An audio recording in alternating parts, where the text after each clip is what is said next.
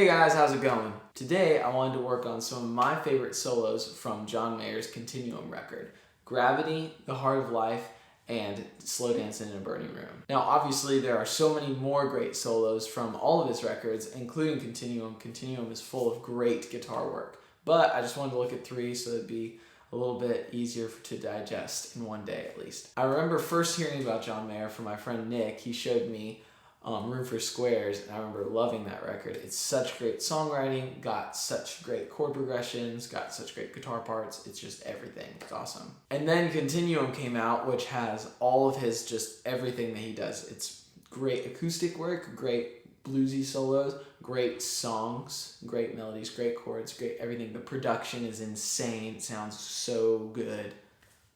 So yeah, today I wanted to kind of do a little bit more research than I have before and learn a couple of his solos and then talk about some John Mayer with you guys. First really cool thing to note about John Mayer is that he has really two main sides to him. Over here you have the singer-songwriter side, which all the girls love and all the moms love and I love.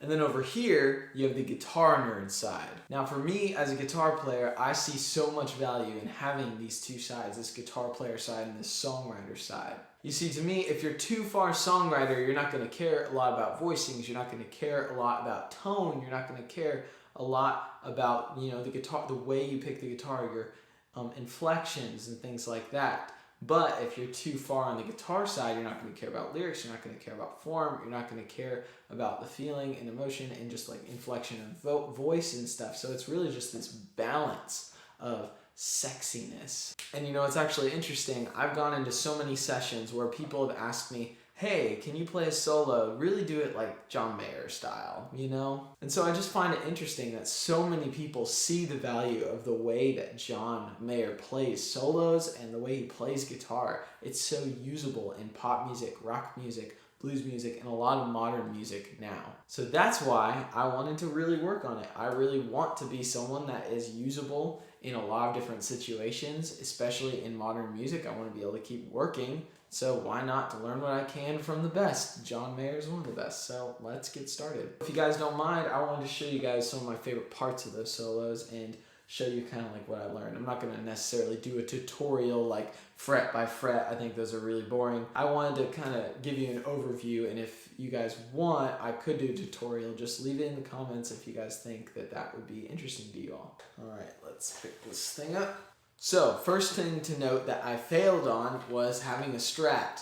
This is not a Strat. But I tried to get as close to his tone as I could by hooking all my recording stuff up and then listening in while listening to the MP3s of the songs and playing the solos at the same time, tweaking pedals, tweaking amp knobs, and I think I got as close as I possibly can with this guitar and this amp, because I know he probably didn't play a Vox style amp for these solos either, so who cares about tone, whatever. But anyway, let's talk about some of these solos. One of my favorite things about how John Mayer plays is how dynamic he is with his electric guitar playing. In regards to the Gravity solo, this is one of my favorite solos of all time in general. My favorite thing in regards to this solo in particular is how dynamic he is. He's so touch sensitive, especially on that one. Look, he does, and then super soft on that one A note. It's crazy. I think a lot of guitar players and musicians in general have lost touch with this dynamic sensitivity that John Mayer has. And it's funny, Greg Howe talks about Greg Howe, totally different style than John Mayer, but he has this really good video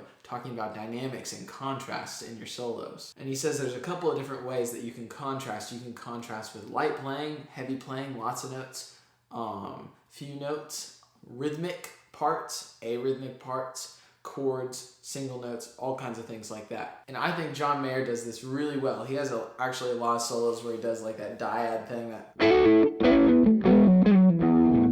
like that kind of, and that really ups the intensity. In fact, he does that little dyad thing at the end of the Slow Dancing in the Burning Room solo. He does that.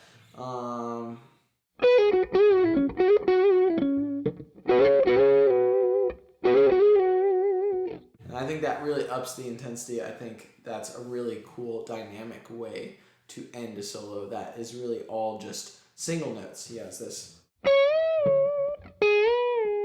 Right?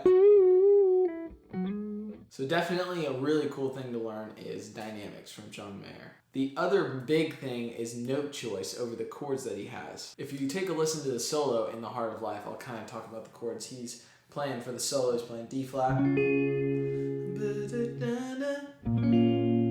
B flat minor, F minor, G flat major, D flat major, A flat major. And the solo that he's playing over those chords is this, which is the third of D flat, right? F. To me, the third is one of the most melodic notes that you can play over a chord. And the next note he plays, this.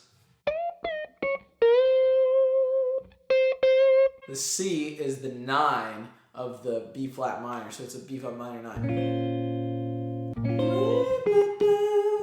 He really, really runs that home, and I think that those are great note choices over like a 6 chord. Now the next part, he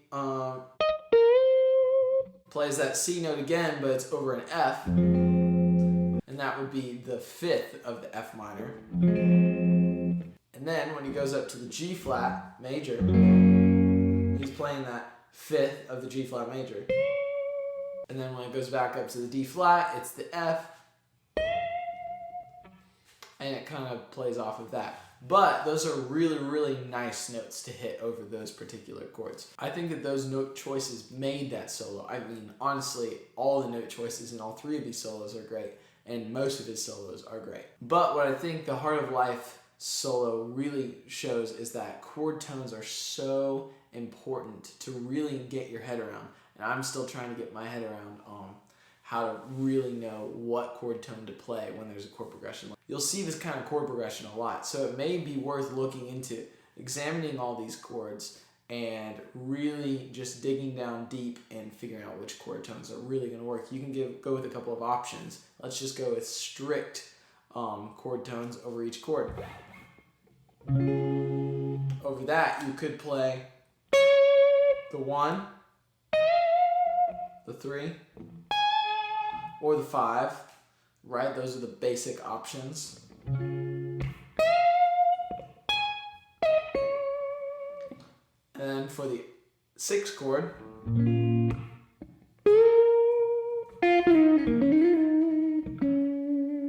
right, you have a few options. You have this, the root, flat 7, 5th. But he didn't choose any of the most obvious options. He chose this, that 9, man. So really trying to add those nuggets of color into your solos is going to make a huge difference. I'm definitely going to be trying my best to take all these types of ideas into account next time I have to go into a session. Maybe I'll have a more accurate idea of how John Mayer plays, and I can kind of take what I like from that and do my version of it, and hopefully it doesn't suck. The last thing I wanted to talk about is how short these solos are. Now, obviously, when someone tells you to play a solo in like a jam situation, they don't want you to play a short solo. That's not the cool thing to do. But when you're writing a pop song and you're a guitar player or any type of musician, I feel like we musicians have the tendency to push further than we need to not necessarily support the song any longer and really just kind of support our egos. And when we do that, it is possible that we are ruining a great song by adding too much or too little. And what John Mayer does in a very tasteful way is he plays just enough, but not too little, and definitely not too much. I mean, take a look at Gravity. It's 8 bars. The Heart of Life is 16 bars, but since it's way faster, it's going 1, 2, 3, 4, 1, 2, 3, 4. The solo is actually still really short. And then you have Slow Dance in a Burning Room, which is only 4 bars. But if you think about it, if that song didn't have that solo, it wouldn't be the same song. But if the solo went any longer, it wouldn't still have that pop radio good time feeling. You get the idea. So, things I've learned today from John Mayer's soloing. Obviously, if I learned more solos and if we learned all of his songs, we would learn much, much more. But just for now, we have dynamics, we have note choice, and we have solo length when you're composing a song. All 3 of these things are super important, and I'm definitely going to start implementing them into my playing and my practice, and my songwriting in the future. Well, I hope that was helpful for you guys. Leave me some comments, let me know what you guys think about this video, and give me some suggestions for future videos, future players to check out. I'm really excited about this project launching, and I hope you guys are too. Catch you guys later, and keep on shedding.